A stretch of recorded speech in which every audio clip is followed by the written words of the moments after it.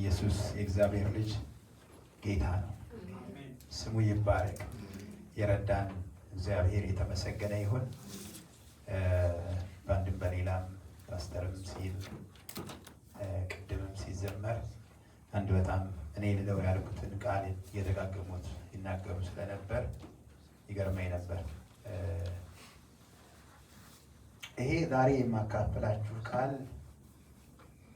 6 ወር ያህል ይሆናል እኔ ውስጥ ሲመላለስ ሲረብሸኝ ሲያስቆመኝ የነበረውና I have to say it ብዬ ነው የመጣሁት። ወሳኝነት ያለውን ነገር ነው የምንማረው ዛሬ። ቶፒካል የሆነ ስብከት ወይም ደግሞ ትምህርት ነው የምንማረው። ቶፒካል ነው፣ በአንድ መስመር የያዘ አንድ ክፍል አይደለም። ይህንን ነገር ዋሽንግተን ዲሲ ድል አግኝቼ አንድ 7 ወር በተከታታይ አስተምሬዋለሁ። 7 months እና መሀል ላይ አቋርጬ ነው የወጣሁት፣ አልቆም አይደለም። እና አጠር አድርጌ መግቢያውን ነግራችሁና እናንተ ደግሞ ራሳችሁ እያነበባችሁ ትቀጥላላችሁ። ምናልባትም ጌታ ቢፈቅድ በአዲሱ ዓመት ውስጥ ልንቀጥልና ልናየው የምንችለው ነገር ይሆናል። ቤዚክ በቃ ወንጌል ብለን ስናስብ ልናስበው የሚገባንን ነገር ነው የምንማረው። የእግዚአብሔር ስም የተባረከ ይሁን። እስቲ አንገቶቻችንን ዝቅ አድርገን ጸልይ። እግዚአብሔር የዘላለም አምላክ ስምህ ለዘላለም የተባረከ ይሁን።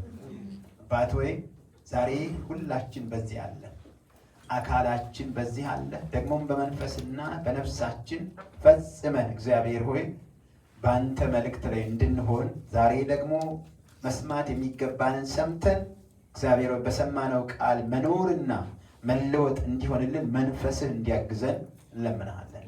አባት ሆይ ሊዲያን እግዚአብሔር የዘላለም አምላክ የእግዚአብሔርን ቃል ትሰማ ዘንድ እግዚአብሔር ልቧን ከፈተ እንደሚል አባት ሆይ መንፈስ ልብ ሁሉ ለቃልህ የተከፈተ ይሁን። ማንም ሰው ከዚህ በሐሳብ ወደ ውጭ እንዳይወጣ ጌታ እግዚአብሔር ሁላችንን እንድትረዳ አቅም እንድትሆነን እኔም በዚህ ስፍራ ስናገር እንደሚገባ ቃልህን እንድገልጥ ደግሞም የቃሉን ትርጉም አንተ ብቻ መንፈስ ቅዱስ ብቻ ለሕዝብህ እንድታደርስ በኢየሱስ ስም እኔ ጸልያለሁ። አባት ሆይ በመሃል ላይ የሚተረጉም ጌታ ሆይ ሰዎችን ወደ ተለያየ ሐሳባቸውን የሚበትን የአመፅ አሰራር በጌታ በኢየሱስ ስም የፈረሰ ይሁን። ኢሎ ሂድ በኢየሱስ ስም። ጨለማ ጉልበት ይሰበር። ጨለማው ኃይል ስራው ይፍረስ። ዲያብሎስ በጌታ በኢየሱስ ስም ስራ የፈረሰ ይሁን። በሰዎች አእምሮ ላይ የሰዎችን መንፈስ በሰዎች ሁኔታ ላይ የምትሰራ አንተ ክፉ የአመፃ ልጅ በኢየሱስ ስም ስራ ይፍረስ። በኢየሱስ ስም ስራ ይፍረስ። በኢየሱስ ስም ይሄን ጉባኤ ልቀቅ። ይሄን ጉባኤ ልቀቅ። ይሄ የእግዚአብሔር ጉባኤ ነው። ይሄ ህዝብ የእግዚአብሔር ህዝብ ነው። በዚህ ጉባኤ ድል ፈንታ የለህም። ይሄ ጉባኤ በክርስቶስ ኢየሱስ ደም የተዋጀ የእግዚአብሔር ማደሪያ ህዝብ ነው። በኢየሱስ ስም የአመፃ ልጅ ስራ ይፍረስ። የጨለማው ምክር በኢየሱስ ስም የፈረሰ ይሁን። በኢየሱስ ስም የተወጋ ይሁን። ራካሺላ ካላፖራ ኢራፑላ ካላሼላ ሮሺ ካፑራ የእግዚአብሔር መንፈስ ይህንን ህዝብ ተቆጣጠር። ይህንን ህዝብ ምክርህን አንተ ምከር። እኔ ጌታ እኔ የምናገረውን አንተ ብቻ እንድታደርሳቸው በኢየሱስ ስም በመሃል የሚገባ ሌላ የክፋት የጨለማ አሰራር እድል ፈንታ እንዳያገኝ እግዚአብሔር ሆይ ህዝብህንና እኔን ለአንተ አሳልፌ ሰጠው። ይሄ ስፍራ ሰማያት ተከፍተው የእግዚአብሔር ሐሳብ ስፍራውን ይሙላው።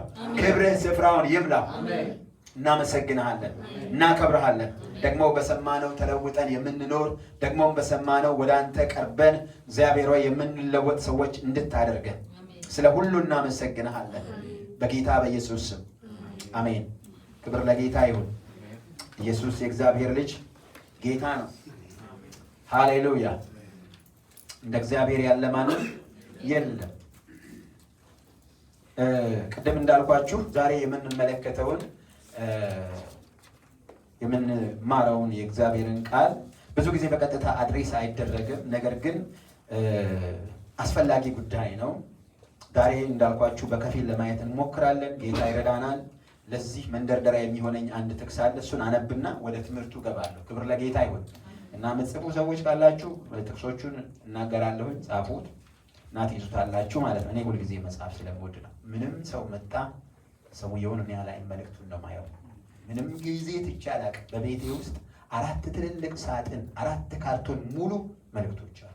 ካርቶን በካርቶን የተሞላ ከዲሲ ሁሉ ስመጣ ጭኛውን የመጣሁት እዱላ እና ያው ምስክር አናለች። ኢየሱስ ጌታ ነው። አሁን እነ ሞገስን ትምህርት ምናምን ብትጠይቁኝ እያንዳንዱን ቃል በቃል እነግራችኋለሁ። አለኝ ጽፌ ነው የሚይዘው። ምንም የተወው ነገር የለ። ለምን ለራሴ ምንድን ነው መልእክቱ እኔ ምን አለው የሚለውን ነገር ስለማይል የማንንም ሰው I don't see the person. The message is important.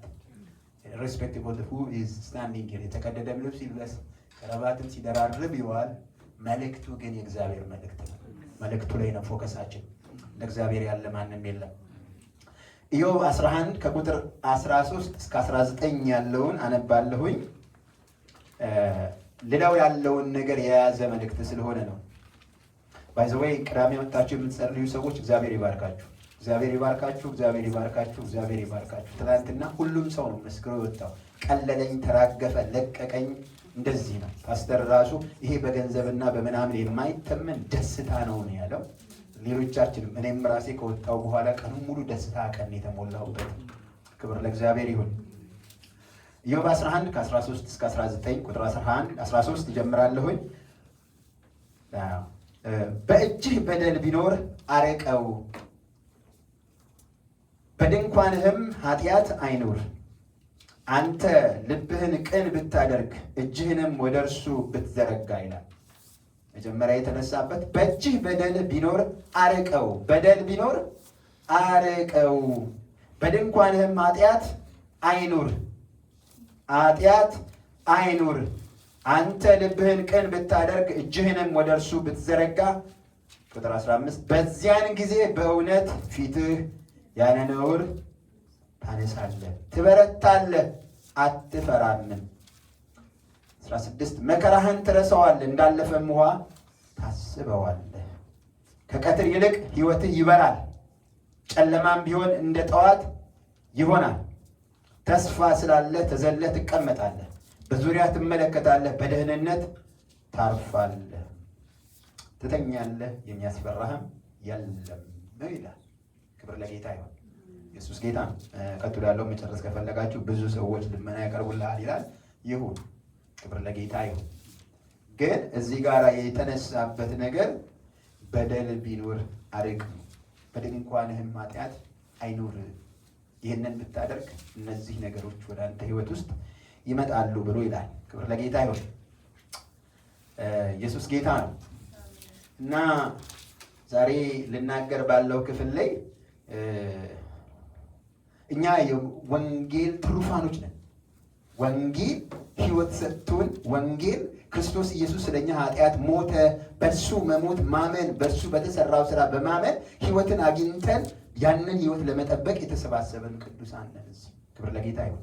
ሌላ ምንም ትርጉም የለው እና ወንጌልን ስናነሳ፣ ይህንን ያዳነንን ነገር ስናነሳ መስቀሉ ዋነኛው ወይም ደግሞ ማዕከላዊ ነገር ነው።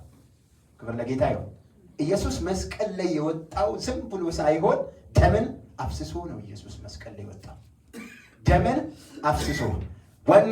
ወንጌል፣ መስቀል፣ ደም በፐርፐዝ የፈሰሰ ነገር ነው። ደም ስለ ኃጢአት ስርየት የፈሰሰልን ነገር ነው። ይህንን ነገር ልብ እንድንል ነግራችሁ ይህንን የምነሳበት ግን ወንጌልን ስናነሳ መስቀልን ልብ ልንለው ይገባል። መስቀሉ አዳነኝ ወይም ደግሞ በሌሎች ዲኖሚኔሽኖች ውስጥ ትልልቅ እንጨትን አንገት ላይ ወይም ደግሞ ከብረት የተሰራቸውንም አንጠልጥለዋት ይሄዳሉ። መስቀልን ለማንሳት ነው።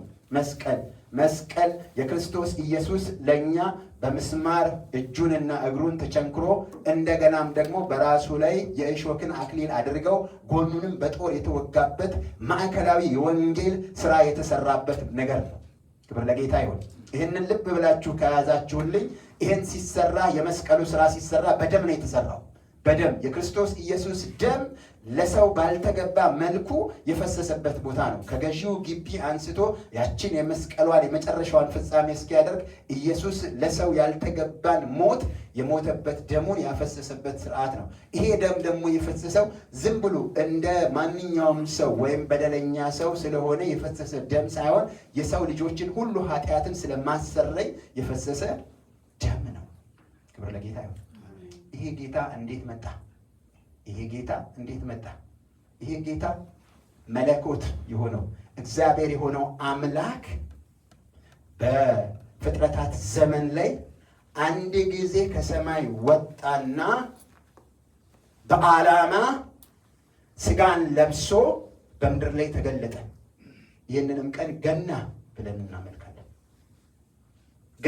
ገና ማለት ኢየሱስ ወይም ደግሞ የእግዚአብሔር ልጅ በምድር ላይ በስጋ የተገለጠበት ቀን ማለት ነው። ስለምን መጣ ኢየሱስ ብንል ስለ ኃጢአት ስርየት፣ ስለኛ ኃጢአት ኢየሱስ ሊሞት ከሰማይ መጥቶ በምድር ላይ እንደ ሰው ተገለጠ። ገና ክብር ለኢየሱስ ይሁን። ኢየሱስ የእግዚአብሔር ልጅ ጌታ ነው። ስሙ ለዘላለም ይባረክ እና ሁሉም የመለኮት ስራ የሚጠቃልለው በአንድ ነገር ነው። ስለ ሰው ልጆች የኃጢአት ስርየት እግዚአብሔር በምድር ላይ ተገለጠ ነው። የትኛውም ነገር የትኛውም የመለኮት ስራ ስለኛ ኃጢአት መለኮት ከሰማይ ስፍራውን የሚመቸውን ቦታ ለቆ ምድር ላይ መጣ። ለዚህ ነው ፊልጵስዩስ 2 ላይ ያለውን ቃል ሲናገር እሱ በእግዚአብሔር መልክ ሲኖር ሳለ ከእግዚአብሔር ጋር መተካከልን እንደመቀማት አልቆጠረውም፣ በምስሉም እንደ ባሪያ የሰውን መልክ ይዞ ለሞት ያውም ለመስቀል ሞት እንኳን የታዘዘ ሆነ። ስለዚህም እግዚአብሔር ያለ ልክ ከፍ ከፍ አደረገው፣ ከስም ሁሉ በላይ የሆነውን ስም ሰጠው። በሰማይ በምድር ከምድርን በታች ያለው ሁሉ በክርስቶስ ኢየሱስ ስም ይንበረከክ ዘንድ ምላስ ሁሉ ለእግዚአብሔር አብ ክብር ኢየሱስ ክርስቶስ ጌታ ነው ይል ዘንድ። የትኛውም እንዞርበት ጉዳይ የሚያልቀው በአንድ ጉዳይ ነው፣ ሰዎችን ለማዳን እግዚአብሔር የሰራው ስራ። ክብር ለጌታ ይሁን። ኢየሱስ ጌታ ነው። ስሙ ለዘላለም ይባረክ እና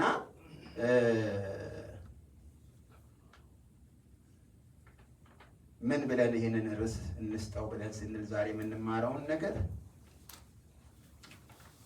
ኃጢአትና ማሰረያው ወይም ደግሞ ማሰረጃው ኃጢአትን እንዴት ማሰረዝ ይቻላል በሚለው ነገር እንገባና እንመለከታለን።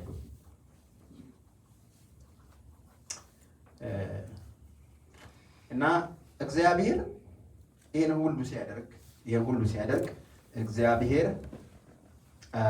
በሰው ዙሪያ ላይ ያለውን ነገር እንደ ሰው አይደለም የሚያየው። ልብ ብላችሁ ስሙ። ኃጢአት ሰው ላይ ሊያመጣ ያለውን ነገር ሰው ዘንድሮም ወደፊትም በቀላሉ የሚገባው ነገር አይደለም። ኃጢአት ሰው ላይ የሚያመጣውን ጣጣ ሰው ሊገባው አይችልም። ኢንክሉዲንግ ሚ ራሴን እያወጣው አይደለም። ስለዚህ ይህንን ጉዳይ ሲሪየስነት ሰው ስላልገባው እግዚአብሔር ከመጀመሪያዋ ቀን ኃጢአት በሰው ከተፈጸመችበት ቀን ጀምሮ እየተከታተለ ሰዎችን ለማዳን እግዚአብሔር መንገድን እያዘጋጀ ነው ያለው። ለኢየሱስ ይሁን። በዘፍጥረት 3 ላይ የሰው ልጅ አዳምና ሔዋን የታዘዙትን ነገር ተላልፈው ባደረጉ ጊዜ ኃጢአትን አደረጉ። ኃጢአትን ባደረጉ ጊዜ እግዚአብሔር ኢሚዲየትሊ ያደረገው ምንድነው? እነኛን ሰዎች ጨምረው እንዳይሰሩ ከዛ ቦታ ላይ አውጥቶ ለነሱ የመዳንን መንገድ ተናግሮ የመዳንን መንገድ ሲሰራላቸው ነበር። ኢየሱስ ጌታ ኢየሱስ ጌታ ያንን ነገር ጌታ ሲሰራላቸው ነበር። እንዴት አድርጎ? እዛው ላይ ሆኖ እነሱ ከሴቲቱ የሚወለደው ጭንቅላትህን ይቀጠቅጣል፣ አንተም ሰኮናውን ትነግሳለህ ብሎ እዛ ጋር የተናገረውን ነገር አምጥቶ በመስቀል ላይ አዲስ ኪዳን መጀመሪያ ላይ ጌታ ሲፈጽመው እንመለከታለን።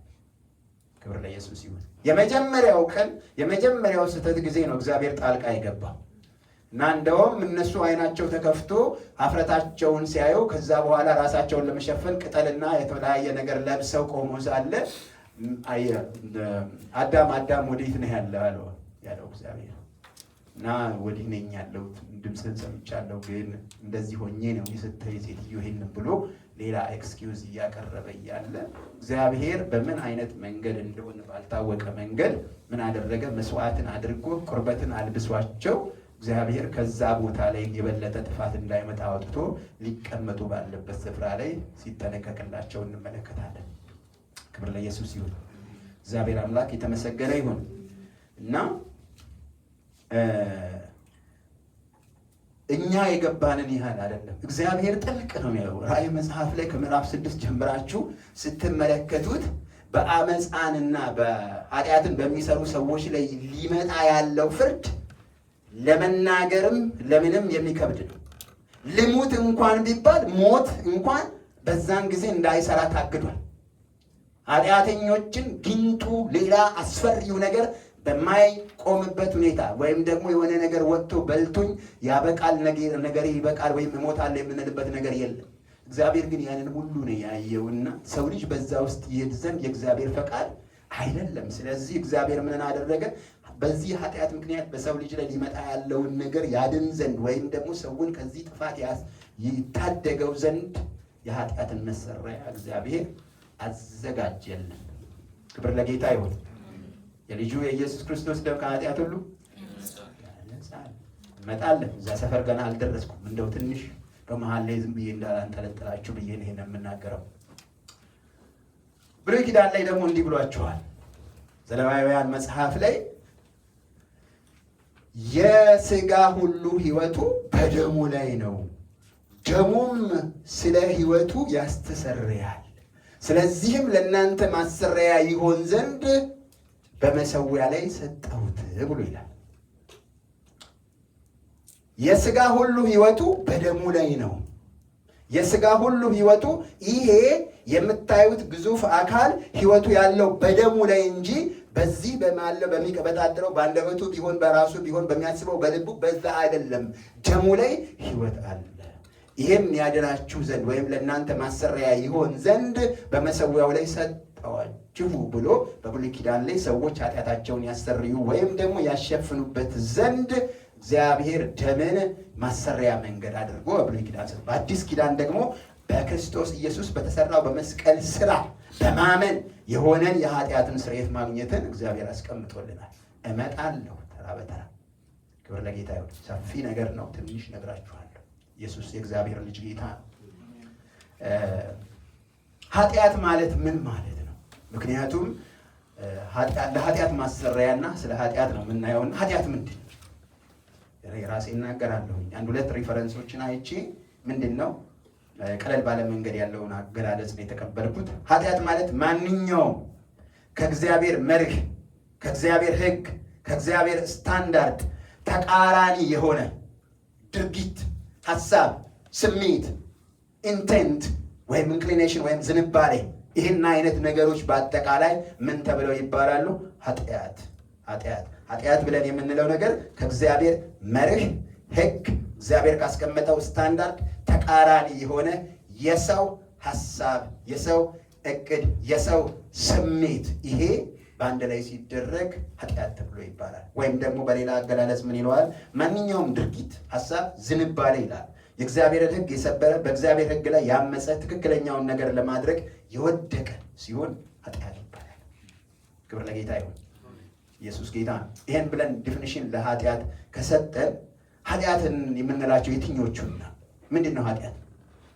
እኔ ነክቶኝም አያውቅ ስማቸውንም አላውቅ። ዛታውቴስ ኤቭሪዴይ በየቀኑ ጠዋት ልብሴን እየለበስኩ ማለት ያችን ሴትዮ አታሳየኝ እያልኩኝ ይቅርታ ማለት አቅቶኝ ነው የምወጣው። ኃጢአት ነው። ፎርጊቭነስ እያለ አፈርት ብላ ፎቶዋ መጥቶ ይችላል። እውነት እኮ ነው የምንነጋገረው አይደለ? እና ተከታትላ ትመጣና አብረሽ እችን ነገር እኮ ሪፖርት አላደረክም የምትል ሴትዮ ትመጣለች። እና እየጸለይን እግዚአብሔር ጸጋ እንዲሰጠን እንጂ ያችን ሴትዮ ይድፋልኝ አለ። ይሄ ከሆነ ያ ደብተራችንን እያሳመርን ነው፣ የኃጢአት ደብተርን። ሞገሴም እዛ ሆስፒታል ውስጥ ይገጥመዋል እንደዚህ አይነት ነገሮች። ክብር ለጌታ ይሁን። ጌታ ይረዳናል። እና ኃጢአት አይነቶቹ የትኞቹ ናቸው ብለን ስንመለከት መጽሐፍ ቅዱስ ላይ በሕጉ ላይ የተጻፉ ዋና ዋና ነገሮች አሉ። ነፍስ ማጥፋት ወይም ሰውን የገደለ፣ ስርቆት፣ ዝሙት። አለፍ ብለን ደግሞ ወደ አዲስ ኪዳን ስንመጣ ቂም መያዝ፣ ሐሜት፣ ኩራት፣ ቅንዓት፣ ስግብግብነት፣ ስስት፣ ራስ ወዳድነት፣ መዋሸት፣ ቁጠኝነት፣ እያወቁ መጥፎን ነገር ማድረግ፣ እልከኝነት፣ አለመታመን፣ ከሃዲነት፣ አለመታዘዝ፣ ቸልተኝነት፣ አለመጸለይ። እንዴ ደግሞም ይሄ ኃጢአት ነው? አዎ። ይህን የሚያስታውስ ሰው አለ መጽሐፍ ቅዱስ ላይ? ሳሙኤል ለእናንተ ባለመጸለይ እግዚአብሔርን አልበድልም ነው ያለው። ድርሻ ተሰጥቶን ሳለ እግዚአብሔር ይሄ ልጄ መሳሪያ ይጫወታል ተብሎ እኔ አለመጣም የምትል ከሆነ ችግር አለ። እግዚአብሔር የጸሎት መሪ ነህ ብሎ ሳለ እግዚአብሔር አንተ ህዝቡን እንድታንቀሳቀስ ለሰዎች እንድትጸልይ መድቦ ሳለ እኔ ቤቴ ነው አይደለም።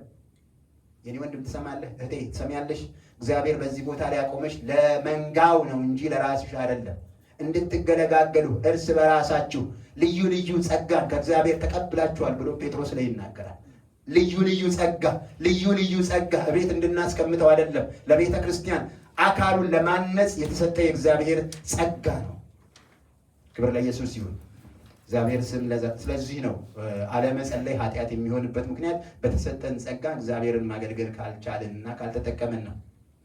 ክብር ለኢየሱስ ይሁን። ከእግዚአብሔር ነገር መውጣት፣ ዓለምንና የዓለምን ነገር አጥብቆ መውደድ፣ አስካሪ ወይም ደግሞ ሕሊናን የሚያስትን ነገር መጠጣት፣ አደንዛዥ የሆኑ ዕፆችን መውሰድ፣ ሌሎች ሕሊናን የማይቀበላቸውን ነገር ማድረግ፣ ማሰብ እና ይህን አይነትን ዝንባሌ ማሳየት ኃጢአት ተብሎ ይባላል። እቺ አልተጻፈችም እና ጫት አልቃምክም እና ጫት ቅም ያለውኝና ኃጢአት አይደለም እስቲ ያሳየኝ። በአእምሮ ላይ ኢፌክት ፈጥሮ አንተ ወንጀል እንድትሰራ የሚያደርግህ ነገር ሁሉ ኃጢአት ነው። የሁለት መጽሐፎች አሉ መጽሐፍ ቅዱስ ላይ በአልኮል በመጠጣት ኃጢአት ያስፈጸሙ። አንደኛው ኖህ፣ አንደኛው ደግሞ ሎጥ ነው። እነዚህ ሁለቱም ሎጥ አባትም አያትም የሆነበት ኬዝ አለ። ማለት ከልጁ ወልዶ የልጁ አያትም ነው አባትም ነው። ምን ሆኖ ነው የወለደው ብትሉኝ ልጆቹ አጠጥተውት እና ሰዎች ስሜታቸውን ወይም እግዚአብሔር የሰጣቸውን ኢንቴግሪቲ ሉዝ እንዲያደርጉ የሚያደርግን ነገር መውሰድ ኃጢአት እና ለዚህ የግድ በኢትዮጵያ የአበሻ አረቄ ካልጠጣ የሚል ነገር ምናምን መጠበቅ የለብንም። የሰውን አእምሮ ጎድቶ ነው ወደ መጥፎ ነገር ሊመራን የሚችል ነገር ሁሉ ምንድን ነው? ኃጢአት ነው። እና እነዚህ ኃጢአት አይነቶች ናቸው። ቅድም ያልኳችሁ የኃጢአት ዴፊኒሽን ነው። እና በሰው ሁለንተና ላይ ኃጢአት ምን ሊያመጣ ይችላል? ችን ሁላችንም እንደምንላት የዘላለም ሞት አዎ ትመጣለች። ከዛስ በፊት እዚህ ምድር ላይ አጠገብህ ያለው ጓደኛ እየተሳካ ሲሄድ አንተ ፈዝህ ትሄዳለህ። ሰማችሁኝ? ጓደኛችሁ እየተከናወነለት እናንተ ዝም ብላችሁ ዘመን ነው የምትቆጥሩት። አኗኗሪ ትሆናላችሁ። ያ ሰውዬ ይኖራል፣ እናንተ ግን አኗኗሪ እንጂ ነዋሪ አይደላችሁ። መኖር ማለት እንዲህ እየተነፈሱ መኖር ሳይሆን ሰው የሚገባውን ነገር በህይወቱ እያደረገ መኖር ማለት ነው። ያንን ነገር ማድረግ ሳትችሉ ስትቀሩ እናንተ ምንድናችሁ? አኗኗሪ እንጂ ነዋሪዎች አይደላችሁ። ይህንን አኗኗሪ የሚያደርገን የመንፈስ አሰራር፣ ይህም የመንፈስ አሰራር እኛ ጋር የሚመጣው መቼ ነው ብለን ስንል በኃጢአት የተያዝን ሰዎች ስንሆን ነው። አእምሯችን ተገቢውን ነገር ማድረግ ሲያቅተው ነው። ተገቢውን ማሰብ እሳቤና ስሌት ማድረግ ሲያቅተው ነው። የምናገረው ነገር ይገባል። ክብር ለኢየሱስ ይሁን። እና ኃጢአት በሰው ሁለንተና ላይ ሊያስከትለው የሚችለው ነገር ምንድን ነው? አንደኛ ከእግዚአብሔር ይለያል። ዘፍጥረት 3 ላይ መጀመሪያ ምንድን ነው የሆነው? አዳምና ሔዋን ከእግዚአብሔር ነው የተለዩት። ይሄ አንድ ነገር ነው። ሌላው ኢሳይያስ 59:2 ላይ ይላል። ምን የሚል ነገር አለ? 59:2 ኢሳይያስ ነገር ግን በደላችሁ በእናንተና በአምላካችሁ መካከል ለይታለች፣ በእናንተና በአምላካችሁ መካከል ለይታለች፣ እንዳይሰማም ኃጢአታችሁ ፊቱን ከእናንተ ሰውሮታል። ኃጢአታችሁ እግዚአብሔር እናንተን እንዳይሰማ ፊቱን ሰውሮታል። ኃጢአት ሰውን ከእግዚአብሔር ይለያል። ኃጢአት በፍርሃት እና በሀፍረት ያኖራል። በፍርሃትና በሀፍረት ያኖራል። ዘፍጥረት 3 ላይ ከ7 እስከ 10 ክፍሉን ማየት ይቻላል። ይሄ አንድ ነው። ሌላው ዘፍጥረት 4 ከ13 እስከ 15 ስንመለከት ፍርሃት የምንለው ቃየል አቤልን ገደለውና ምን ይላል? ያገኘኝ ሁሉ ይገለኛል ይላል። እግዚአብሔር ግን በመሃል ላይ ጣልቃ ገብቶ ያገኘህ ሁሉ አይገልህም ይላል። ሰውየው ግን በፍርሃት ከስፍራ ስፍራ እየሄደ ነበር የነበረው። ለምን? ወንድሙን ገድሏል። አት ዘ ሴም ታይም ደግሞ የአቤል ደም ስለ በቀል ይናገር ነበር። ደም አንዱ ባህሪው በብሉይ ኪዳን ምንድን ነው? መናገር ነው። በደል በደል በደል ተፈጽሟል። በአዲስ ኪዳን ደግሞ ምህረት ምህረት ምህረት የሚል ደም ፈሷል። ክብር ለኢየሱስ ይሁን። እና እዚህ ጋራ ፍርሃት ያመጣል፣ ሀፍረትን በሰዎች ላይ ያመጣል። ኤርምያስ 6:15 ላይ ስትመለከቱ እርኩሱን ነገር ስለሰሩ አፍረዋልን ይላል። እርኩስን ነገር የሰራ ሰው ያፍራል። እነዚህ ደግሞ ሰርተውም ያላፈሩ ናቸው። እርኩስን ነገር ሰርተው ያፍራልን ብሎ ይናገራል። ሌላው ሶስተኛ በጸጸት እንድንኖር ያደርገናል። ግልት ኮንሽንስ ምንድነው? ይሄ ሀሳብ በመጣ ጊዜ ሁሌ ይኮንነናል። ጸጸት ኩነኔ ውስጥ እንሆናለን። ይሄንን በማን እንመለከታለን? ዳዊት ሕይወት ላይ እንመለከታለን። ዳዊት 51:3 ላይ ኃጢአቴ ሁል ጊዜ በፊቴ ነው ይላል። አልሄደማ። ምክንያቱም ማሰሪያው ደም ነው። ያ ነገር አክኖሌጅ አድርገን በእግዚአብሔር ፊት አድርጌዋለሁ ብለን ካለን እግዚአብሔር ይህንን ከኛ ውስጥ በራሱ በሰጠን መርህ መሰረት ከኛ ውስጥ ይወገዳል። አለበለዚያ ግን ሸፋፍነ ነው ብንሄድ ቅድም እንዳልኳችሁ ዳዊት ይህንን ያለበት ምክንያት ነፍስ ገድሏል፣ ነፍስ አጥፍቷል። እና ያ ነፍስ ደግሞ የፈሰሰ ደም ደግሞ ይናገራል። በደል አለ እያለ ሰማይ የሚገባ ድምፅ። ክብር ለጌታ ይሁን። እና አንዱ የኃጢአት ስራ እነዚህ በጣም የሰውን ቅጭጭ እየሄደ ሰውነቱን የሚበሉ አንዳንድ ሰዎች አይታችሁ ከሆነ ክርስቲያኖች ሆነ ቤተ ክርስቲያን ውስጥ ስጋቸው ሰንኖ መጨረሻ ላይ ዘይዳ ያወይ እኔ ይህንን አይቻለሁ። ዲሲ በነበርኩበት ጊዜ እንዲህ አይነት ነገር አልተናገሩም፣ ግን እንዲህ አይነት ችግር አለ ብለው ያሏቸዋል። ሰዎቹ ዘይዳ ያወይ ይሞታሉ። እንደዚህ ከሰው መሀል ተለይተው ተጎድተው ኢቨንቹዋሊ ይሞታሉ። ሌላው የሰውን ሰላም ይነጥቃል። ሰላማችንን ይነጥቃል። ክብር ለጌታ ይሁን። ኢሳይያስ 59:7 እና 8 ስትመለከቱ የሚሄድበት ሁሉ ሰላምን አያውቅም ይላል። እና ኃጢአትን የሚያደርግ ሰው ሰላሙን ይነጠቃል። ኢየሱስ ጌታ ነው። ኃጢአት ሌላው በስጋ ላይ በሽታን ያመጣል። እቺን ወደ ኢሳይያስ መጽሐፍ ልውሰዳችሁ። ምዕራፍ 1 ከቁጥር 4 እስከ 6 አብረን እንድናያት ፈልጌ ነው።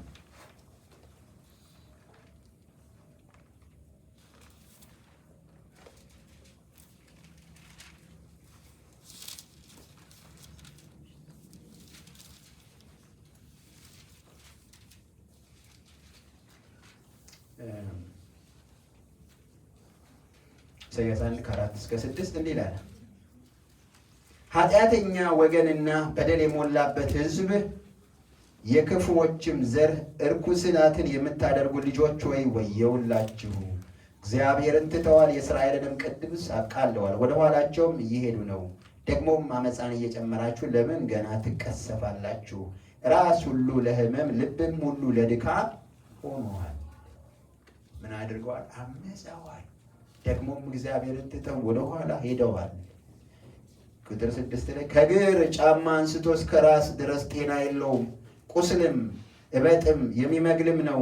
አልፈረጠምም፣ አልጠገነምም፣ በዘይትም አልለዘበም ብሎ ከኃጢአት ጋር ተያይዞ ሊመጣ ያለውን የአካል በሽታ ይናገራል። እና በአማኙ ላይ የአካል በሽታን አደጋንን ያመጣል ማለት ነው።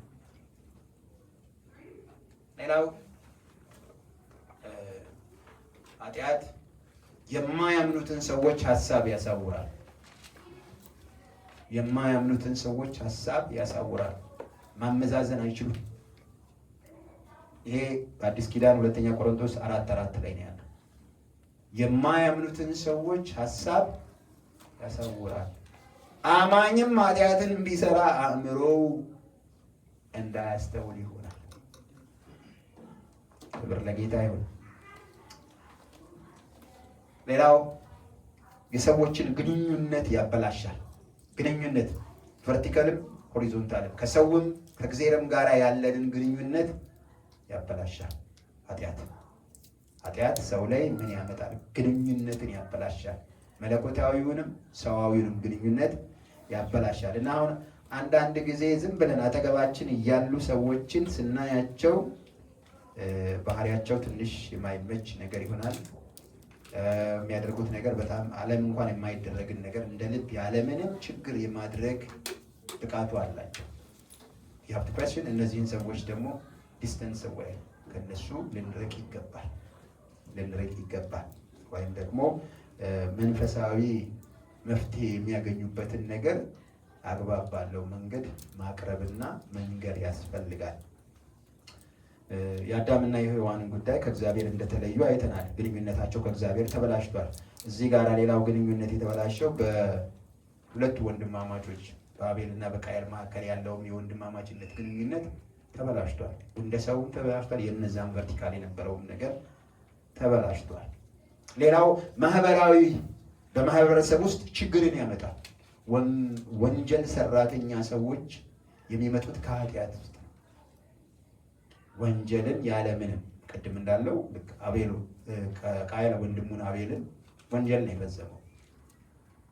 እንደዚሁ አሁን በምናየው ሶሳይቲ ውስጥ የእግዚአብሔር ነገር የሌለባቸው ሰዎች ወይም ደግሞ የእግዚአብሔርን ነገር ችላ በሚል ቤተሰብ ውስጥ ያደጉ ልጆች ወንጀልን እንደ ልብ በማህበረሰብ ውስጥ ያደርጋሉ። ሰዎችን ባሉበት አካባቢ ላይ ብዙ ስጋት። አሁን እዚህ ከተማ ላይ በየቀኑ ወንጀል፣ ሞት።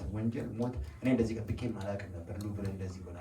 ቦልቲሞር ወረስት ነው አይቻለሁ። ምናልባት ደግሞ ቺካጎ የነበራችሁ ሰዎች የከፋ ነገር እንዳለ ይታወቃል። እዚህ እንኳን ከተማ ይሄ ከተማ በጣም ትልቅ ከተማ አይደለም፣ ግን በዚህ ከተማ እንኳን ወንጀል በጣም ገኖ ነው ያለ። ይሄ ለምንድን ነው ብትሉ ሰው ከእግዚአብሔር ጋር ዲታችድ ነው፣ ከእግዚአብሔር ጋር ግንኙነቱ የላላ ስለሆነ ነው። እና ኃጢአተኛ ሰው ወይም ደግሞ ሰው ኃጢአትን በሚያደርግበት ጊዜ የህብረተሰቡ ችግር ነው የሚሆነው። የማህበረሰብን ችግር ይፈጥራል። ክብር ለጌታ ይሁን። ሌላው ኃጢአት በአማኙ ህይወት ላይ ምን ሊያመጣ ይችላል ብለን ብንመለከት እግዚአብሔር ያለንን ነገር እንዳንወርስ ያደርገናል። በግልጽ ተቀሞ ይሄ የተጻፈው ለገሬ ነው። ገሬ በዚህ ዓመተ ምህረት ይህንን ነገር ይወርሳል። በዚህ ከተማ ላይ ይሄ ይሆናል ተብሎ የተጻፈውን ነገር እንዳንወርስ እግዚአብሔር በግልጽ የነገረንን ነገር እንዳይሆን ይሆናል። ልንገራችሁ ይህንን ወስጄ ኢያሱ መጽሐፍ ምዕራፍ 7 ላይ ልውሰዳችሁ። ኢያሱ መጽሐፍ ምዕራፍ 7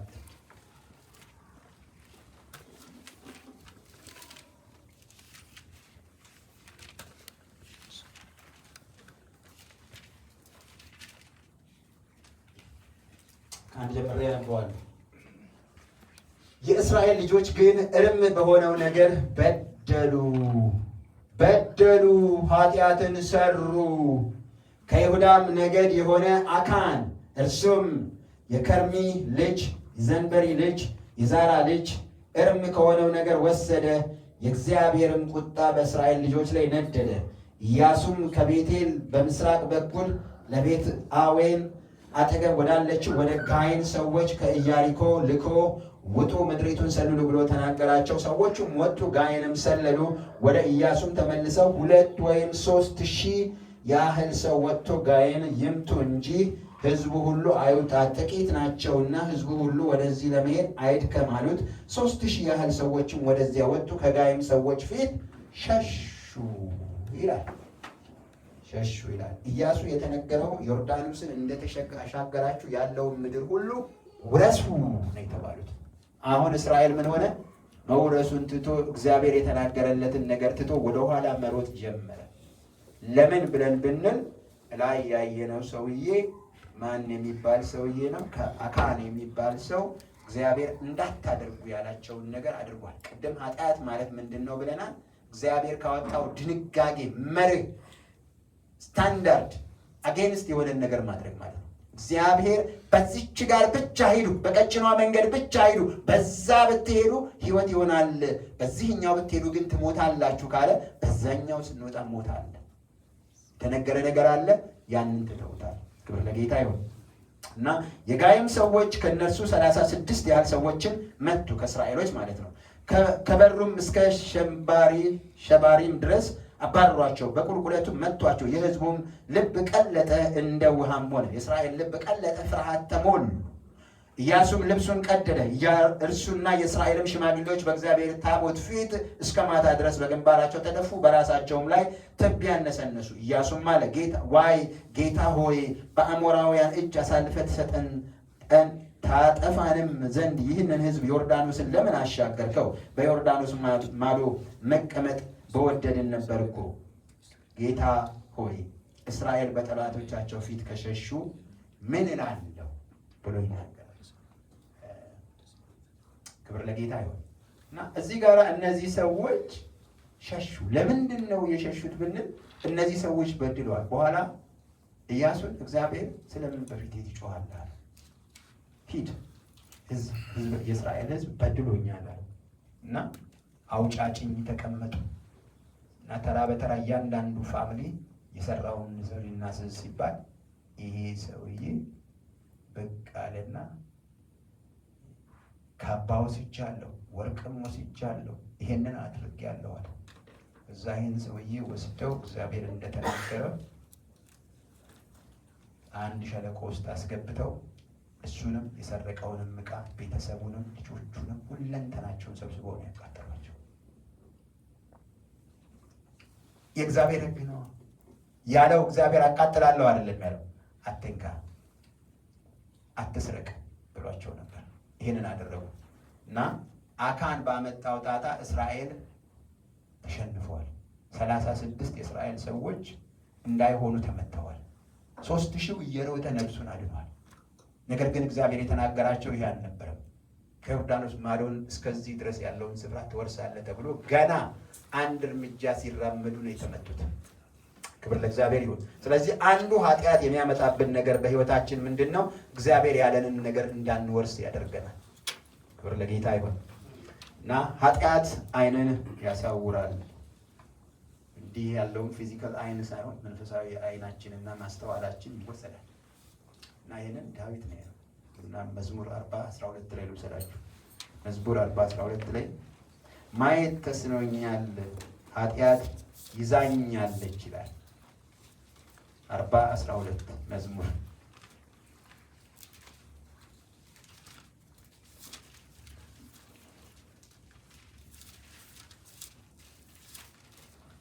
አንዳንድ ጊዜ አንዳንድ ነገሮች ላያችን ላይ ተለጥፈው ጨምድደውን አላነቃነቅ ሲሉ we have to check ourselves። ቼክ ማድረግ አለብን ራሳችንን። እንዴት ነው አካሄዴ፣ መንገዴ፣ ህይወቴ ምን ይመስላል? በደል፣ ኃጢአት፣ መተላለፍ ቢኖር ራስን ማየት፣ ንስሐ መግባት ያስፈልጋል። 40:12 ላይ ያገኘው ሰው አለ?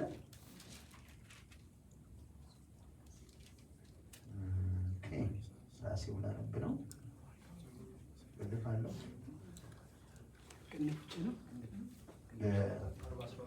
40:12 እና ቁጥር የሌላት ክፋት አግኝታለኛለች እና ኃጢአቶቼም ያዙኝ፣ ማየትም ተስኖኛል። ከራሴ ጠጉር ይልቅ በዙ፣ ልቤም ተወኝ ይልቅ።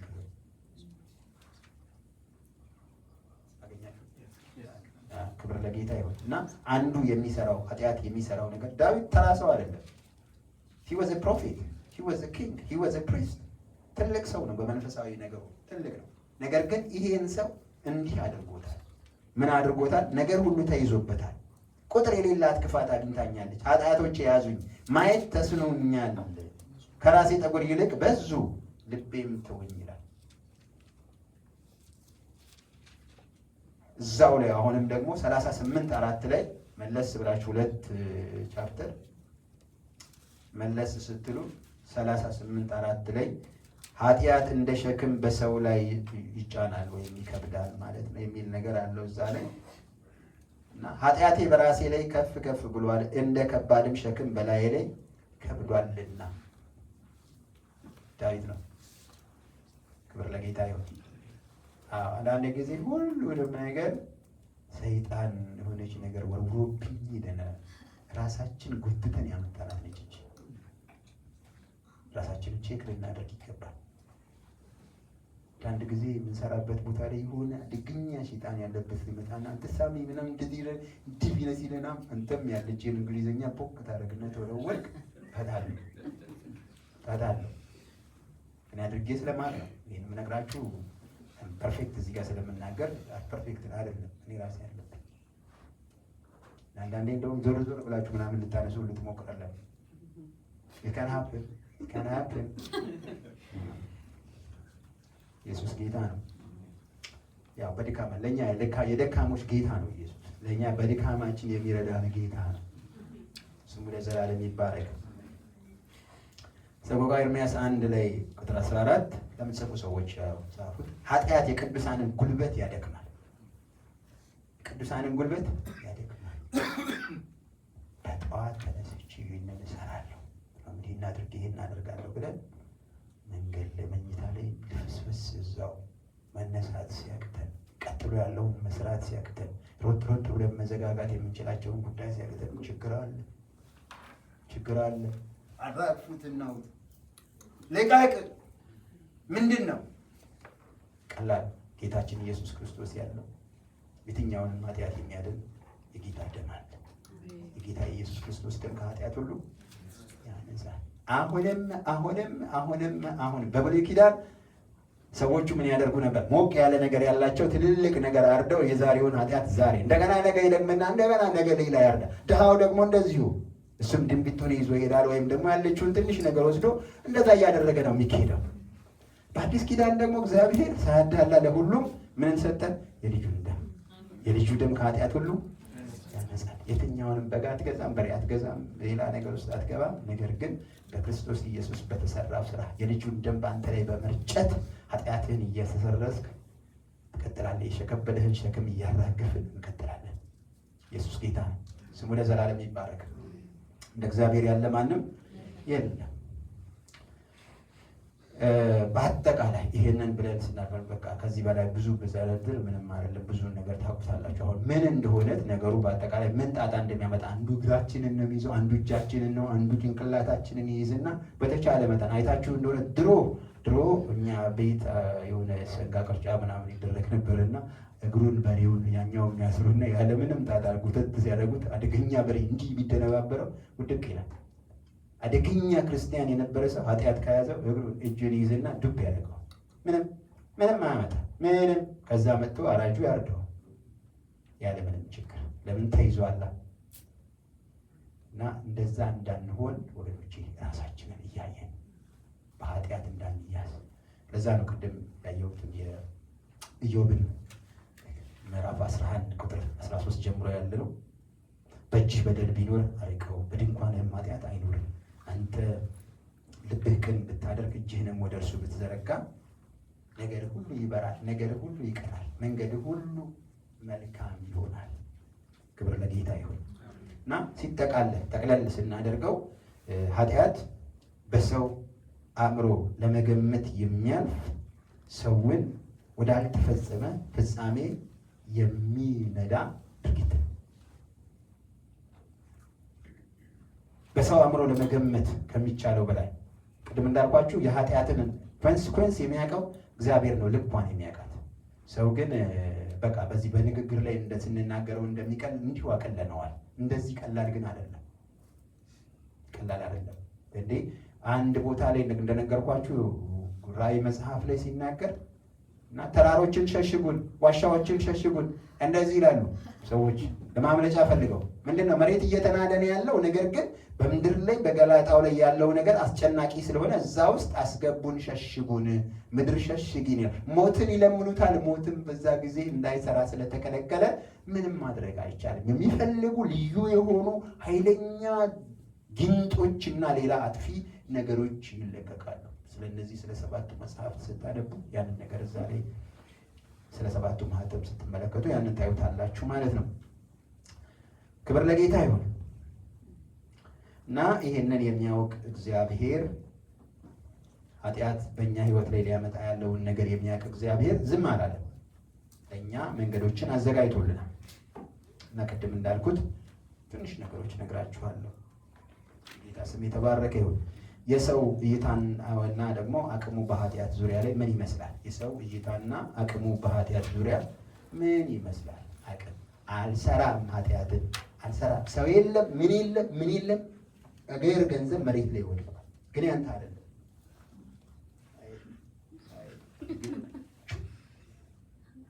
አንድ ጊዜ ኢትዮጵያ ውስጥ የሆኑ ተንኮለኛ ልጆች ነበሩ። ፖስታ ላይ ገመድ ያስሩና ሲባጎን አታዩት እና ጎንበስ ስትሉ ሳብ ያደረጉበታል። አይቻለሁ። እና አንዳንድ ጊዜ እንዲህ እግዚአብሔር አያይም ብለን ባዶ እኮ ብቻችንን ቢሮ ውስጥ ይህን ፕሪንት አድርግ ይህን ስራ ምናምን ተብለን እየሰራን የሆነ ነገር ይገጥመናል።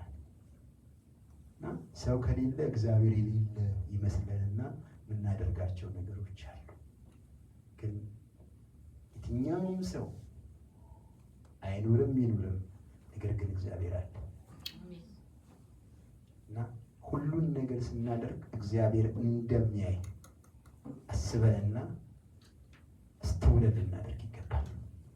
ክብር ለጌታ ይሁን። እና የትኛውንም ህይወታችንን ልክ፣ አካሄዳችንን ልክ፣ ፍጻሜያችንን የሚያውቅ እግዚአብሔር ነው።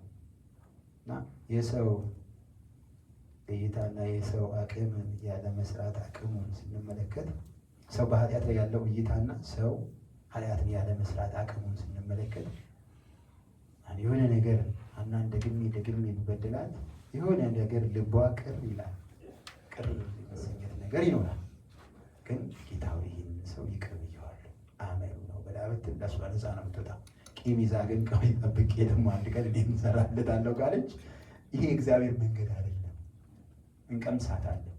እንቀምሳታለን። ማንም ያወራርዳል አለችን። ደረቋንም ትሁን በተቆንጆ ነገር እንቀምሳታለን። ማይቀር ነገር ነው። አስተውሉ ወገኖቼ፣ ልንገራችሁ። ድካም ቢኖር ጌታ ሆይ እርዳን ነው የሚባለው። አግዘኝ ይባል። ጌታ እርዳኝ። ኢየሱስ ጌታ ነው። ኢየሱስ ጌታ ነው። ሃሌሉያ። ሰው እግዚአብሔር እንደሚያይ ኃጢአት ሊያስከትል ያለውን ነገር የሚያይ አምላክ አይደለም። ሰፋ አድርጎ እግዚአብሔር ያያል። ሊያመጣ ያለውን ነገር ምን እንደሆነ ስለሚያውቅ እግዚአብሔር ኃጢአትን ሲሪየስሊ ነው የሚያየው ነው ያልኳችሁ። የሰውስ አቅም ምን ያህል ነው? ኃጢአትን ያለ መስራት ብለን ብንል ውስን ነው። ሰው ኃጢአትን አለማድረግ አይችልም። በዚህ ስጋ ውስጥ እስካለ ድረስ አይችልም። እኔ እችላለሁ ብትሉ ውሸታም። ምክንያቱም መጽሐፍ ቅዱስ አንድም እንኳን ጻድቅ የለም፣ ሁሉም በድለዋል፣ ከአንዱ ከክርስቶስ በቀር ማንም የለም። ክርስቶስን ደግሞ ስነግራችሁ ቅድም እንዳልኩት እግዚአብሔር በፍጥረቱ ዘመን ላይ ከሰማይ ብቅ አለና በሰው አካል ውስጥ የሰው አካል ለብሶ ተገለጠና የእኛን ድካም አስወግዶ እኛን የመዳን መንገድ አዘጋጀልን። ክብር ለጌታ ነው። ገና ብለን ሰሞኑን ልናከብረው ነው። ኢየሱስ ተወለደልን ነው። ኢየሱስ ጌታ ነው። ኢሳይያስ ገና ሳይመጣ ምንድን ያለ ሕፃን ተወልዶልናል፣ ወንድ ልጅም ተሰጥቶናል፣ አለቅነቱ ይሆናል፣ ስሙም ድንቅ መካር፣ ኃያል አምላክ፣ የዘላለም አባት፣ የሰላም አለቃ ተብሎ ይጠራል። ይህንን ጌታ ትልቁ ጌታ ሰጠን፣ በእርሱ መዳን ሆነልን። ስሙ ለዘላለም ይባረክ። እንደ እግዚአብሔር ያለ ማንም የለም። ስለዚህ የሰው አቅም ኃጢአትን ያለማድረግ ጉልበቱ ውስን ነው። አይችልም። የሰው ልጅ ኃጢአትን አላደርግም ብሎ የማለት የለም። አንደኛዋን ቢተው አንደኛዋን ይሰራል። ቅድም ያየናቸው ነገሮች አሉ። እኔ እንኳን እዚህ አሁን አገልግሎት ምናምን የሆነ ሰው አርፍዶ ሲመጣ እቺ ደግሞ እንደው ሰዓቱ ምናምን አታከብር ምናምን ነገር ምናምን እላለሁ። ባትስትሮ እኔም አደርጋለሁ፣ እናንተም ታደርጉታላችሁ። ኢየሱስ ጌታ ነው። እና የሆነ በቃ የሆነ ውስጣችሁ የሚመላለስ ሀሳብ ይጀምራል። ከዛ በኋላ ማታ ቤት ሁሉ ሊሄድ ይችላል። አዎ እሷ እኮ አትመጣም፣ ታረፍዳለች። ራሳችሁ ናችሁ እኮ ብትሉ ታረፍዳለች።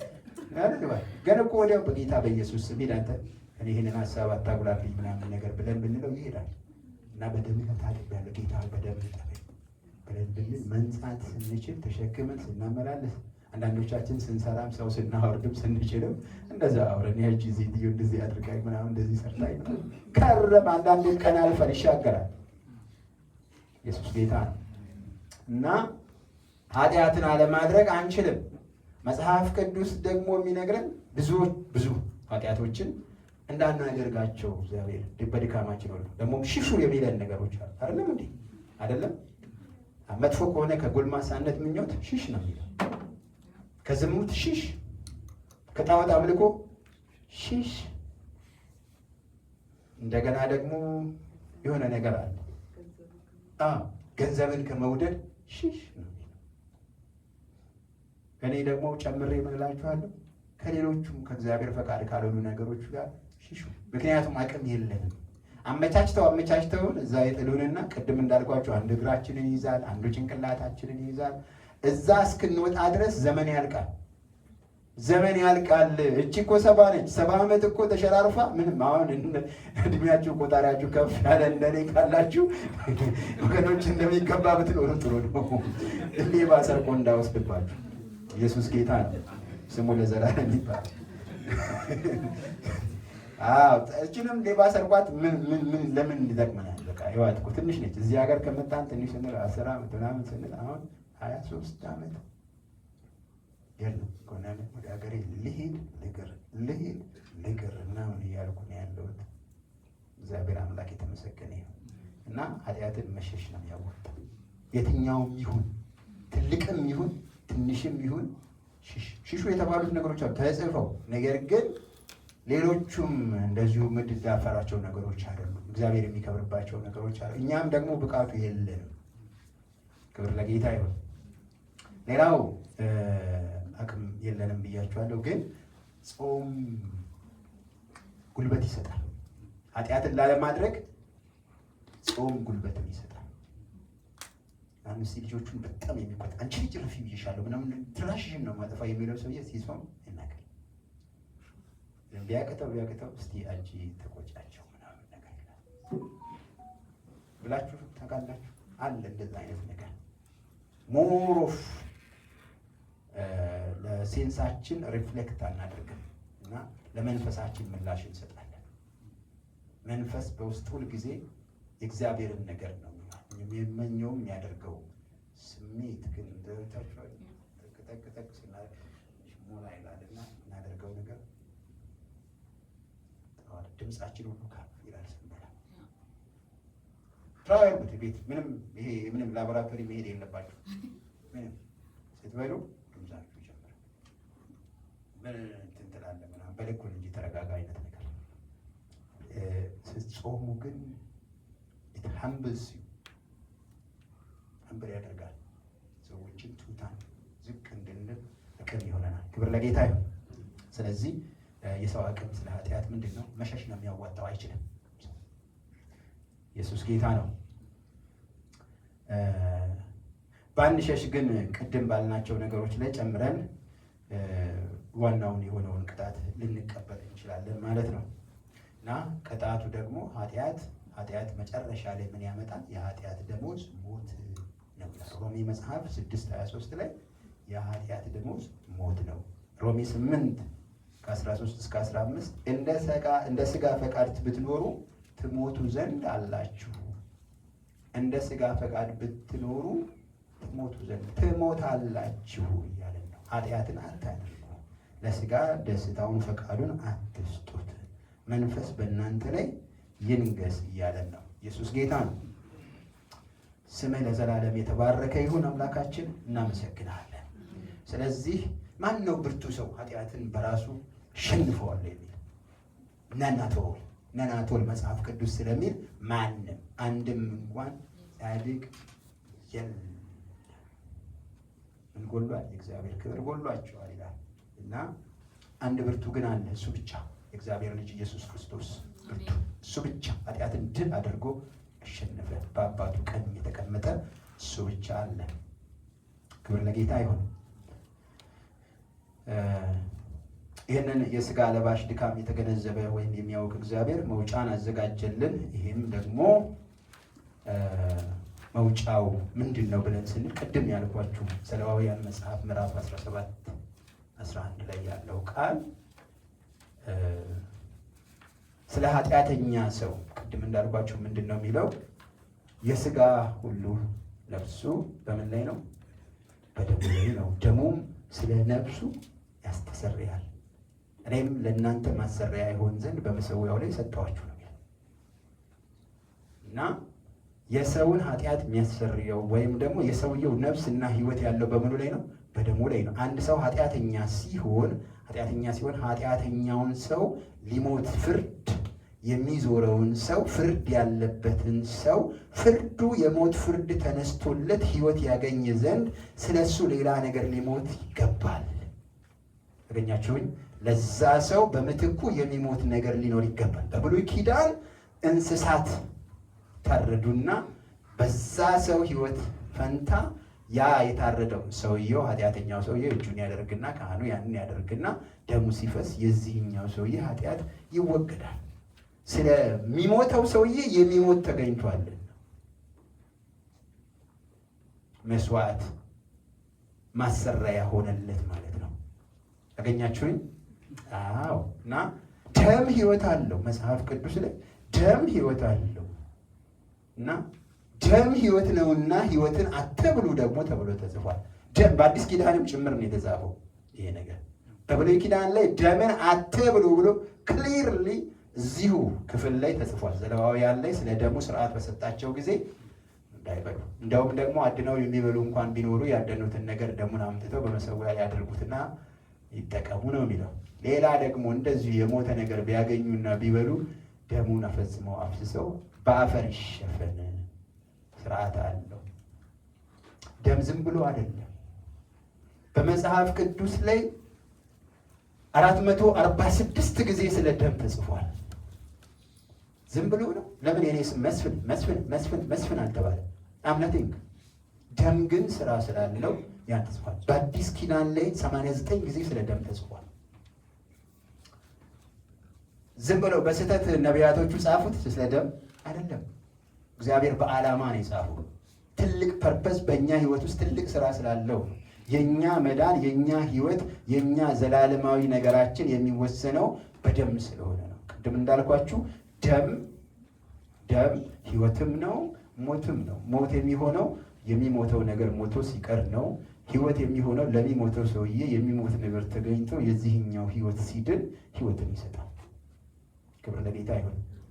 ኢየሱስ የእግዚአብሔር ልጅ ጌታ ነው እና ደምን ልናቀለው አይገባም። እና አሳንሰን እንዲህ ምናየው ብዙ ጊዜ ምናልባት ባለመማራችንም ተጎድተናል። እችን አንድ መጽሐፍ አግኝቼ በደንብ ለማንበብ ብዙ ጊዜ ነው የፈጀብኝ። መጽሐፉን ኢትዮጵያ ሄጄ ፈልጊ የለም ብለውኝ ምናምን መጨረሻ ላይ አንድ ሰው የጻፈው መጽሐፍ አገኘው። መጽሐፍ ቅዱሱን እያጣቀሱ ለማጥናት እንደዛ አይነት ነገር ይጠቅማል። የግል ለማንበብ አሁን ያልኳችሁ የሚሰጣችሁ የሆነ ነገር አልፋችሁ እንድትሄዱ ነው። ምክንያቱም አሁን የራእይን መጽሐፍ ምናምንን ነገር በዚህ በጥናት ላይ መስጠት አይቀርም። እሱን ስናነብ አንዳንድ ነገሮች ዲፕ የሆኑ ነገሮች አሉ። እነሱን መረዳት የምንችለው እዛ ሰፈር ስንደርስ ነው። ኢየሱስ ጌታ ነው። ስሙ ለዘላለም ይባረክ። የእስራኤል ልጆችና በመካከላቸው ያሉ መጻተኞች ደምን አይብሉ። በእስራኤል መካከል የሚኖሩ አንዳንድ መጻተኛ ከሌላ አካባቢ የመጡ ሰዎች ነበሩ። የእነሱን የአይሁድን እምነት ይከተላሉ። ባይከተሉም ነገር ግን ደምን እንዳይበሉ፣ እስራኤልም አይበላም እነሱም እንዳይበሉ። ኢየሱስ ጌታ ነው። ይህን ካልኳችሁ ዛሬ ከዚህ ትምህርት ምን ይዘን እንወጣለን ለሚለው ነገር ይህን እልና ለሚቀጥለው ጊዜ ግን ሲመጣ ምንድን ነው ደሙ በብሉይ ኪዳን ክሊርሊ የነበረውን ነገር ይዤ እመጣለሁ። እንደገና ደግሞ በአዲስ ኪዳን ያለውን ፋይዳ ምንድን ነው የሚያደርገው በእኛ ህይወት ውስጥ እሱን እንድናይ። እንደገና ደግሞ በብሉይ ኪዳን ውስጥ ነው እሱም ያለው። እግዚአብሔር በሙሴ አማካኝነት እስራኤሎችን ከግብፅ ሲያወጣ ደሙ ምን አደረገላቸው? ያን ልብ ብላችሁ ማንበብ ትችላላችሁ። ደሙ ምን ሰራ እስራኤል ላይ? ጠላት ገዳዩ በመጣ ጊዜ እንዳይነካ እስራኤል ተዘሎ እንዲኖር፣ የእስራኤል ቤት እንዳይነካ፣ የግብፅ በኩራት ሁሉ እንዲፈጅ፣ እንዲሞት፣ እንዲያልቅ እግዚአብሔር አድርጎ በባርኮት እና በኃይለኛ ፕሮቴክሽን እግዚአብሔር እንደተናገረው ከዛ ካለበት ስፍራ አውጥቶ ወዳየላቸው ቦታ እንዲገቡ እግዚአብሔር አድርጓቸዋል። እና ይሄም የሆነው ሌላ መዓት ታምራቶች ሆነው ምንም አልሆነም። እነዚህም አንዳንዱን ታምራት እንደውም እነዛ የግብፅ ጠንቋዮችም አድርገዋል። አብረው ማድረግ ያልቻሉት ግን እዚህኛው ላይ ሲመጣ ይህን ማድረግ አልቻሉም። ክብር ለጌታ ይሁን። ኢየሱስ የእግዚአብሔር ልጅ ጌታ ነው። ሮሜ 3 ከ11 እስከ 12 ስንመለከት መጽሐፉ ምን ይላል? ቅድም በተለያየ ቦታ ላይ አንስቼዋለሁ። አንድም እንኳን ጻድቅ የለም፣ ሁሉም ስተዋል ወይም ደግሞ ተሳስተዋል የሚለውን ነገር እንመለከታለን። ሮሜ 3:23 ላይ ደግሞ ሁሉ ኃጢአትን ሰርተዋል፣ የእግዚአብሔርን ክብር ጎድሏቸዋል፣ በኢየሱስ ክርስቶስ በሆነው ቤዛነት በኩል እንዲያው ይጸድቃሉ። በኢየሱስ ክርስቶስ በሆነው ቤዛነት ብቻ እንዲያው ይጸድቃሉ። እርሱንም እግዚአብሔር ቅድም ያልኳችሁ በብሉይ ኪዳን ላይ ዘሌዋውያን ላይ የተባለው በብሉይ ኪዳን የተሰጠው መርህ ነው። እዚህ ጋር ምን ይላል?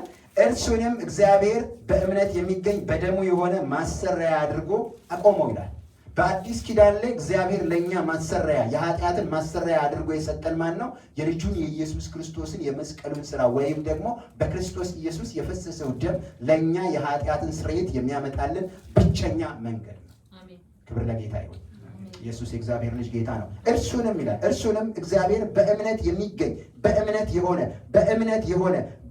የሆነ አሁን አንዳንድ ጊዜ ሰዎች ምን ይረዳል? በብሉይ ኪዳን ነው እንጂ ደም ማፍሰስ ያለው በአዲስ ኪዳን አለ ወይ? አለ። ያለ ደም የኃጢአት ስርየት የለም።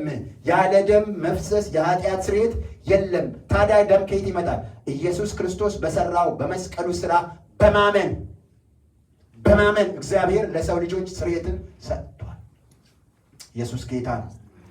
እርሱንም ይላል እግዚአብሔር በእምነት የሚገኝ በደሙ የሆነ ማሰሪያ አድርጎ አቆመው ኢየሱስን። ክብር ለጌታ ይሁን። ይህም በፊት የተደረገውን ኃጢአት በእግዚአብሔር ችሎታ ስለመተው በፊት የተደረገውን ኃጢአት በእግዚአብሔር ችሎታ በሰው ችሎታ አይደለም፣ በሰው ስራ አይደለም፣ ስለመተው ጽድቁንም ያሳይ ዘንድ ነው። እግዚአብሔር የራሱን ጽድቅ በሰዎች ሕይወት ላይ ይገልጽ ዘንድ እግዚአብሔር ይህንን ክርስቶስ ኢየሱስን የኃጢአት ማሰሪያ አድርጎ አቆመልን። ስሙ ለዘላለም ይባረክ። ዕብራውያን 9:22 ላይ ስንመለከት ምን ይላል መሰላችሁ? ደም ሳይፈስ ስርየት የለም። ደም ሳይፈስ ስርየት የለም፣ አይሆንም። በደም ነው የሚሆነው፣ በደም ነው። እኛ፣ አንተ፣ እኔ፣ አንቺ የዳነው ክርስቶስ ኢየሱስ በመስቀል ላይ ስለኔ ደሙን ከገዢው ግቢ አንስቶ ሲገረፍ ከቆየበት አንስቶ መስቀል ላይ መጥቶ እጁ እግሩ በምስማር ተቸንክሮ በራሱ ላይ ደግሞ ያኛውን ነገር አድርገው እንደገና ጢሙን ሁሉ እየነቀሉ ደሙ እስኪፈስ ድረስ የሆነው እንደገናም ደግሞ መጨረሻ ላይ በጌቴሰማኒ ሲጸልይ ደም የተቀላቀለው ላም ይፈስ ነበር እና ዘ ሰቨን ፎልድስ ይሉታል አንዳንድ ቴዎሎጂያን። ዘ ሰቨን ፎልድስ ኦፍ ብለድ ሼዲንግ ኦፍ ጂሰስ ክራይስት ነው የሚሉት። ይሄም ስለ ሁሉ ስለ ኃጢአታችን ስርየት የተደረገ የክርስቶስ የመስቀሉ ስራ ነው። በእርሱ ደም እኛ የኃጢአትን ስርየት አገኘን። ስሙ ለዘላለም የተባረከ ይሁን። 9:23 ላይ ያለው ቃል ሲናገር በሰማይና በምድር ያለው ሁሉ ከጥቂት ነገር በቀር በደም ይነጻል ይላል። በሰማይም በምድርም ያለው ነገር ከጥቂት ነገር በቀር በደም ይነጻል። ኢየሱስ ጌታ ነው። ዕብራውያን 9:14 ላይ 9:14 ላይ ከሞተ ስራ ህሊናን ያነጻል። ከሞተ ስራ ህሊናን ያነጻል። ምን ማለት ነው? ከሞተ ስራ ህሊናን ያነጻል። የሞተ ስራ ምንድን ነው? የሞተ ስራ አለ እንዴ? ያለፈ ኃጢአት ፓስት ሴን በእኛ ህይወት የተፈጸመ ኃጢአት ቢኖር ከሞተ ስራ ሊያድን የሚችለው ኦንሊ ዘ ብለድ ኦፍ ጂሰስ ክራይስት። ክብር ለጌታ ይሁን። እና ይሄንን ነገር መስፍን ተናገር ብላችሁ ወይም ደግሞ ዛሬ ሰማን ብላችሁ እንደሌላው ጊዜ እንድትሉት አልፈልግም። እኔ ፎር ማይሰልፍ ነው ነግራችሁ። እንደዚህ አይነት ትምህርት ያስተምረኝ ሰው ፈልግ ነበር። ብዙ በራሴ መንገድ ቆፍሬ ግን አሁን ገብቶኛል። የብሉይ ኪዳኑ ስርዓቱንም አውቀዋለሁ፣ አዲስ ኪዳንንም ገብቶኛል። ይሄ ይገባን ዘንድ ሁላችን ልናነበው ጠብቀን ደግመን ይሄ እኔ የማደርገውን ነው የምነግራችሁ። አምናት ጀስት ሴይንግ ኢት ዩ ሃቭ ቱ ዱ ኢት። ብታደርጉት ግን ይጠቅማችኋል፣ ተጠቃሚ ነው የምትሆኑት። ባታደርጉት ደግሞ ሰው ትሆናላችሁ፣ ምንም አትሆኑ። ክብር ለጌታ ይሁን። ኢየሱስ ጌታ ነው።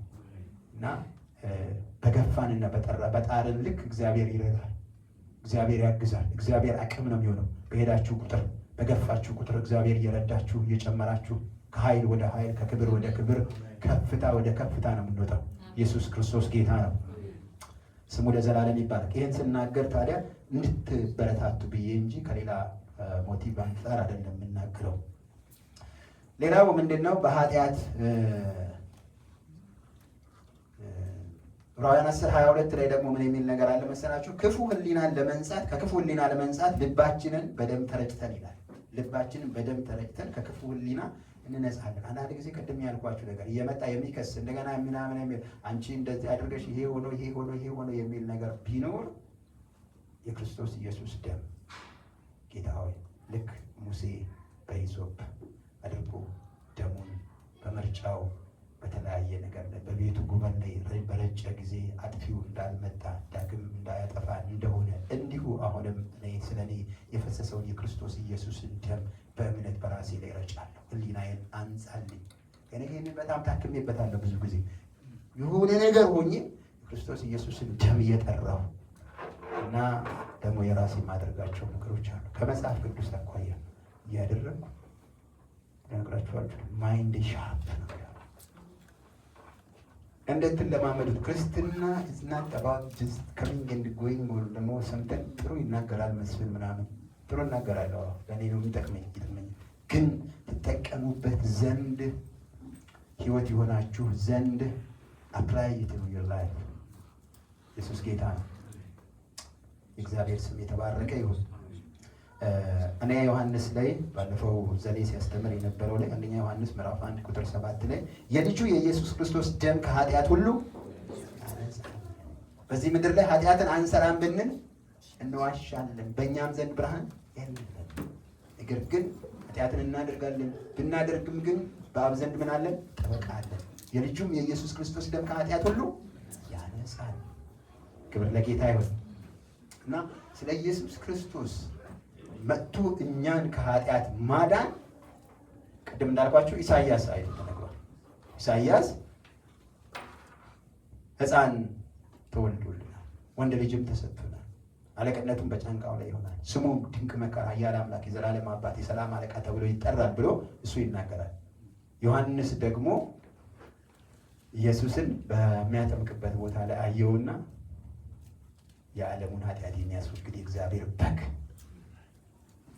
ራእይ መጽሐፍ ላይ ስትሄዱ አንገቱን የታረደ በግ ኢየሱስ ስለምን?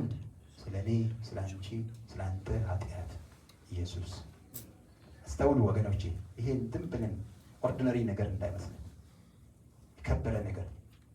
ጴጥሮስ ላይ የተባለ ነገር አለ፣ እሱን እናየዋለን። ዮሐንስ ያንን ብቻ አይደለም ያለው። አንድ ቅድም ያልኩት ዮሐንስ 1:29 ላይ አለ።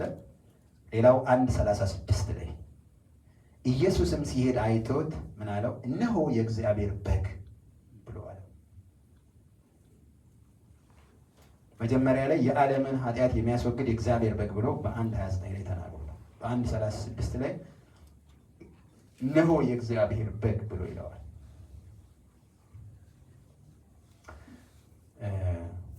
እና ይሄ መዳን ወይም ደግሞ የጌታችን የኢየሱስ ክርስቶስ ስራ ዝም ብሎ እንዳልሆነ ጴጥሮስ በጣም ስላወቀ ምንድነው ያለው? ቆጣ ብሎም አጥብቆም በዘመኑ ይከተሉት የነበሩትን ደቀ መዛሙርቶች ይናገር ነበር። ምንድነው ያላቸው? አንደኛ ጴጥሮስ ምዕራፍ 1 ከቁጥር 18 እስከ 19 ላይ ከአባቶቻችሁ ከወረሳችሁት ከከንቱ ኑሯችሁ በሚያልፍ ነገር በብር ወይም በወርቅ ሳይሆን ነውርና እድፍ እንደሌለው እንደ በግ ደም በክብር የክርስቶስ ደም እንደተዋጃችሁ ታውቃላችሁ ይላቸው።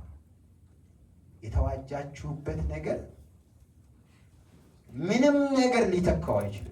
በምድር ላይ የከበረ የምትሉት ብር ነው፣ ወርቅ ነው፣ አልማዝ ነው፣ ምንም በሉ ምንም ከአባቶቻችሁ በወረሳችሁት በእንዲህ በማቴሪያል በሆነው ነገር ልትድኑና ልትወጡ በምትችሉበት ነገር አይደለም የዳናችሁት። ነገር ግን የዳናችሁት ነውር በሌለው በእግዚአብሔር ልጅ በክርስቶስ ኢየሱስ ደም ነው የተዋጃችሁት። የዳናችሁት በሱ ደም ነው። ምንም ሌላ አማራጭ የለውም። በከበረ በእግዚአብሔር ልጅ ደም፣ በእግዚአብሔር ደም ነው የተዋጃችሁት። የእግዚአብሔርን ጽድቅ ነው የወሰዳችሁት ብሎ ይነግራቸዋል። ክብር ለጌታ ይሁን እና እዚህ ጋራ ስናስብ ስለ መዋጀታችን ስለ መዳናችን ስናስብ ደሙ ወሳኝነት አለው በህይወታችን ውስጥ። ደም እግዚአብሔር ኦርዴን ያደረገው ለሰው ልጅ የኃጢአት ማሰሪያ ወይም መድህን ለሰው ልጅ እግዚአብሔር ኦርዴን ያደረገው ዝም ብሎ ምናምን ደም ስለሆነ ብቻ ሳይሆን እግዚአብሔር ኦርዴን አድርጎታል። በብሉይ ኪዳን ዘሌዋውያን 17:11 ላይ ያልኳችሁ የስጋ ህይወቱ በምን ላይ ነው? በደሙ ላይ ነው።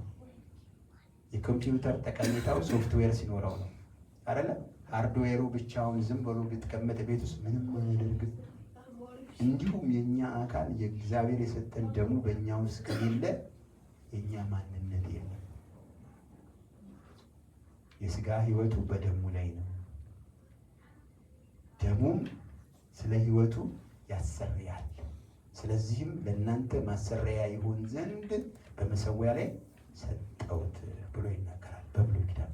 በአዲስ ኪዳን ላይ ደግሞ በእምነት የሚገኝ በደሙ የሆነ ማሰሪያ አድርጎ እርሱን አቆመው ይላል ኢየሱስ። በእምነት ነው የሚለው። እዚህ ጋር እንድናስብ ሁልጊዜ አዲስ ኪዳን ላይ ስንመጣ እምነት ክብር ለጌታ ይሁን እና ይሄ የጌታችን የኢየሱስ ክርስቶስ ደም ዝም ብሎ ደም አይደለም፣ ተራ ደም አይደለም። ምናልባት ኋላ ስለ መቅደሱ ምናምን ማየት ከቻልን ወደ መቅደሱ በምናይበት ጊዜ ጌታችን ኢየሱስ ክርስቶስ ደሙን ይዞ ነው በሕያው መንፈስ ይዞ በአብ ቀኝ የተቀመጠው እና ልክ በምድር ላይ እንዳሉት ሊቀ ካህናት ሁልጊዜ ስለኛ በየዓመቱ እየገባ ሊያስቀድሰን ለዘላለም ነገርን ሰርቶ በእግዚአብሔር ዘንድ የሚማልድን ደሙን የሆነውን ነገር ይዞ ነው በአብ ቀኝ ገብቶ ዳግም ላይነሳ ስራ ላይሰራ በአብ ቀኝ ተቀምጧል ተብሎ የተጻፈው። ክብር ለጌታ ይሁን። የእግዚአብሔር አምላካችን ስም የተባረከ ይሁን። ዛሬ ትንሽ ሀሳብ የጨበጥን ይመስለኛል ስለ በደሙ ስለተሰራ ወይም ደግሞ የመስቀሉ ስራ ደሙ ለምን ፈሰሰ?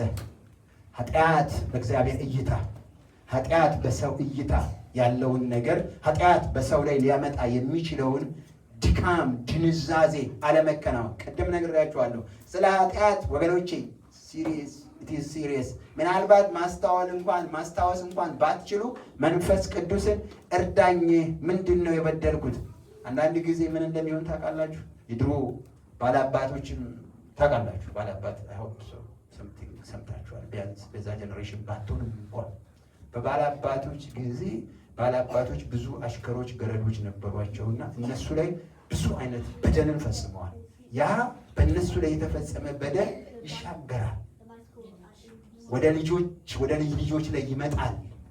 መታቁት ትንሽ ነገር እንኳን ቢኖር ወገኖቼ ንስሐ እግዚአብሔር ሆይ አባቴ እናቴ አያቶቼ ስለሰሩት በደልና ኃጢአት ምህረት አድርግ፣ በልጅህ ደም አጥበህ አንጻኝ። ሲሪየስ የሆነ ነገራችሁን ቆልፎ የያዘ አስተማማኝ ቁልፍ የያዘ ሰይጣን አለ።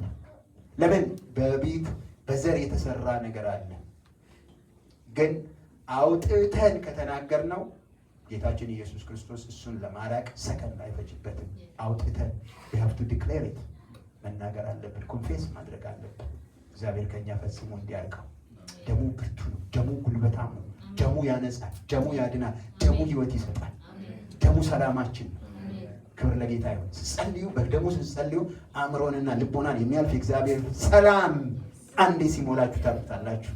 ኢየሱስ የእግዚአብሔር ልጅ ጌታ ነው። ስሙ ለዘላለም ይባረክ። የረዳን እግዚአብሔር የተባረከ ይሁን። ዛሬ ደግሞ በዚህ መንገድ የመከረን በምክሩ ግሩም የሆነ አምላክ እግዚአብሔር ዛሬ ደግሞ ያሰበልን፣ ዛሬ ደግሞ በዚህ መንገድ እርሱንና ሐሳቡን በዚህ እንድናወራ ያገዘን እግዚአብሔር ስሙ ለዘላለም ይባረክ። አባት ሆይ ስለ ወገኖቼ አመሰግንሃለሁ። ስለረዳሃቸው አባት ሆይ ልባቸውን፣ አእምሯቸውን፣ ሁለንተናቸውን ስለጠበቅ መስማት እንዲችሉ ልቦናቸውን፣ ጆሯቸውን ስለከፈትክ በዚህ ደግሞ ጊዜያቸውን ሰጥተው እንዲቀመጡ ስላሳረፍካቸው አመሰግንሃለሁ። ዛሬ ደግሞ ልትሰማ ያለች ነፍስ በዚህ እግዚአብሔር ሆይ በምክር ስለመከርክ ስምህ ይባረክ። ዛሬ ሊያመልጣቸው ያልተገቡ ሰዎች ሁሉ ስለሰሙ እግዚአብሔር ሆይ አመሰግንሃለሁ። ደግሞም ከዚህ ቀጥሎ ያለንን ነገር በምንማርበት ጊዜ እግዚአብሔር የዘላለም አምላክ እኔም እንደሚገባኝ ለእነሱ እንዳደርስ እነሱም ደግሞ ውስጣቸውን ልቦናቸውን ከፍተው እግዚአብሔር ሆይ ያንተን የጊዜውን መልእክት እንዲሰሙ እንድትረዳቸው በኢየሱስ ስም እናመሰግናለን። ስምህ ይባረክ። ስለነበረን ጊዜ ተመስገን። ቀሪውን ጊዜና ሰዓት ተረከብ። በጌታችን በኢየሱስ ክርስቶስ ስም አሜን። ክብር ለጌታ ይሁን።